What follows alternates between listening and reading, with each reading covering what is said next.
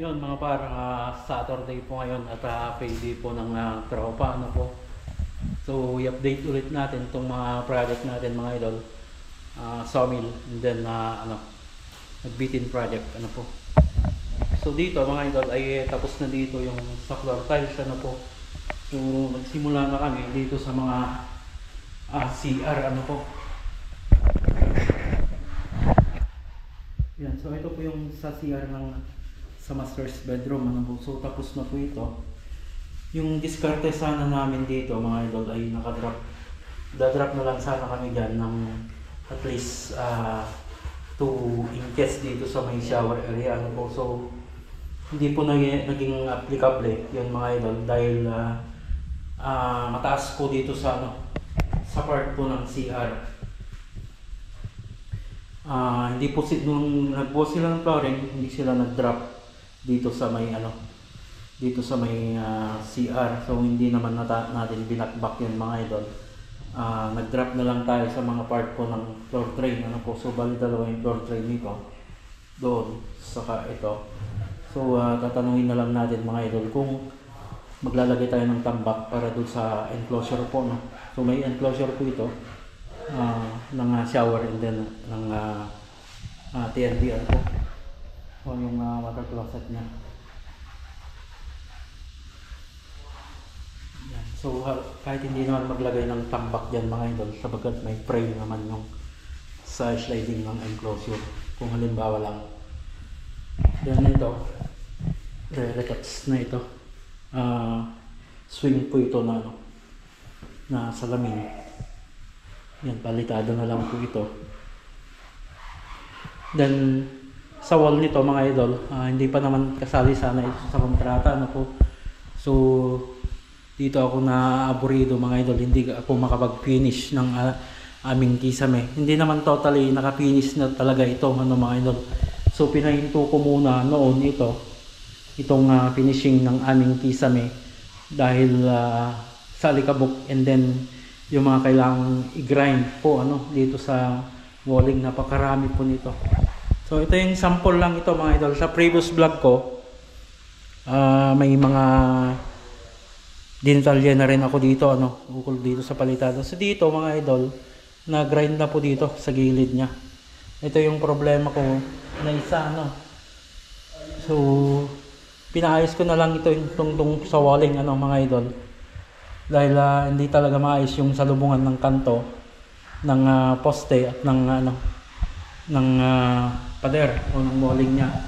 Yan, halos lahat ito mga idol, yun, doon, then dito pa, halos lahat naayos na lang namin yung iba. And then dito sa dugtungan ng din hamba at ng palitada mga idol, yung iba naka plus, yung iba lumabas ng at least 3mm, kaya kailangan diamond cap ito, diamond cap wheel. Ito yung sample mga idol, halos 3mm yung lumabas. Then sa part ng iba doon naka plus na yan, yung iba sagat, yung iba nakalabas. Yan ang problema. So papaayos pa natin ulit yan mga idol. Halos napalihaan ko na rin ito lahat, then primer. Sakit din ako sa taas, sakit tayo sa taas. Halos sagdanan na lang mga idol itong hindi nagagalaw sa tiles. And then yung maliit doon, yung maliit dito mga idol, yung maliit dito hindi pa natin gagalawin ito sapagkat may extension daw dito sa harapan nya, kakaroon ng extension. So keeping kami dito mga idol, kaya mahuhuli ito na itatiles. Papachiping ko muna itong sa bin, papalabasin namin yung bakal mga idol, then extension ng at least 2.50 para pinaka terrace nya sa baba.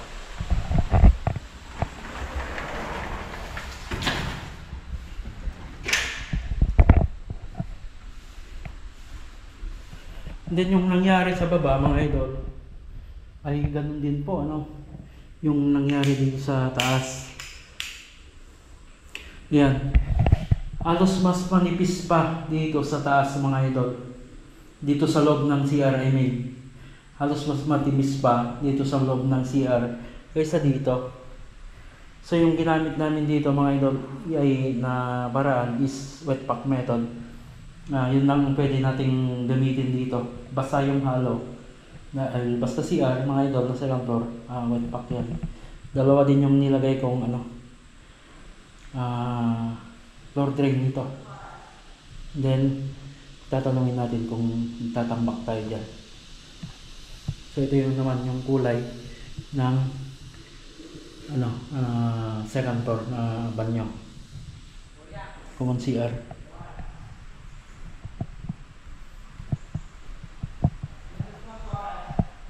Yan. So ito na lang, halos ito na lang hagdanan yung hindi nagagalaw. Ito talaga yung problema ko mga idol. Kinuha ko na yung client, kinuha ko na yung height at malayo. So tingnan natin kung makakasintadaan na lang ito bakit napakalayo po.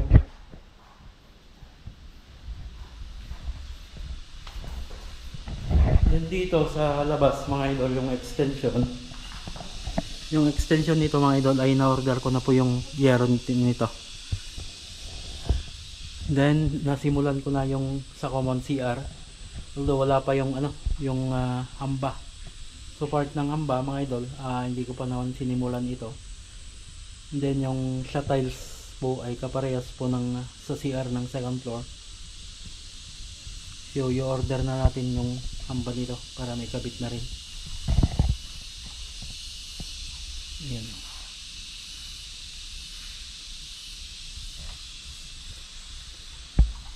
Meron na order ko na ito yung kanito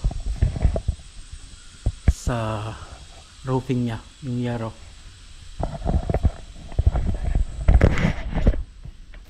Yun mga par, so yan po yung update dito sa sawmill ano po. So tara po sa kabilang project. 3 hours later. Yun mga par, so katatapos lang nating magpasahod ano, dito na lahat sumahod yung mga kasama natin sa project natin dito sa Nagbitin ano po. So silipin natin at i-update din ito ano.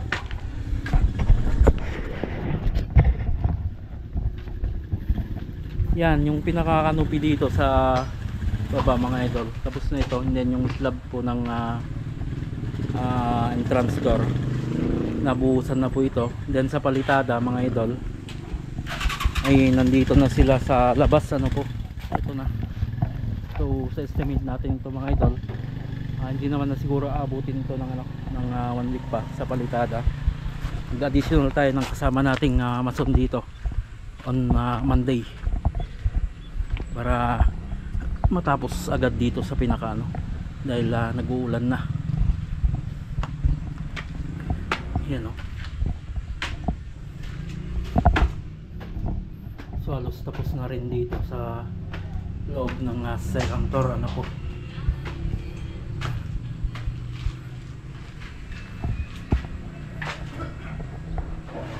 Sa baba, na-update ko na yun mga idol.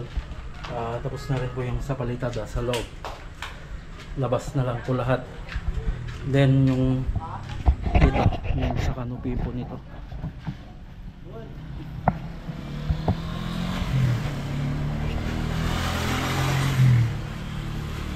Ito naman yung buhos nito sa slab.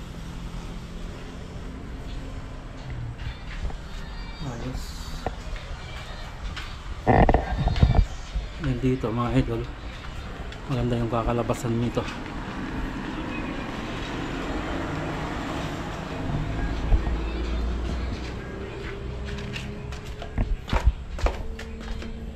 So okay na. And then ito, sasaraduhan din ito, drywall na lang po ito.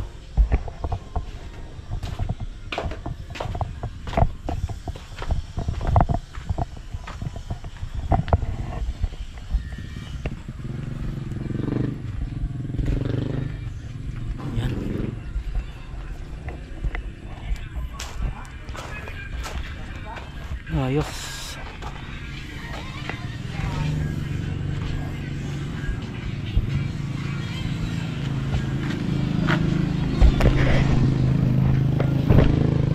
Yun mga par, so yan yung update ng ating dalawang project, ano po, Barangay Sawmill at Barangay Nagbitin. So tapos na natin tapos na po tayo na pasahod, ano po. So hanggang dyan mga idol, lagi tayong mag-ingat at God bless po sa ating lahat.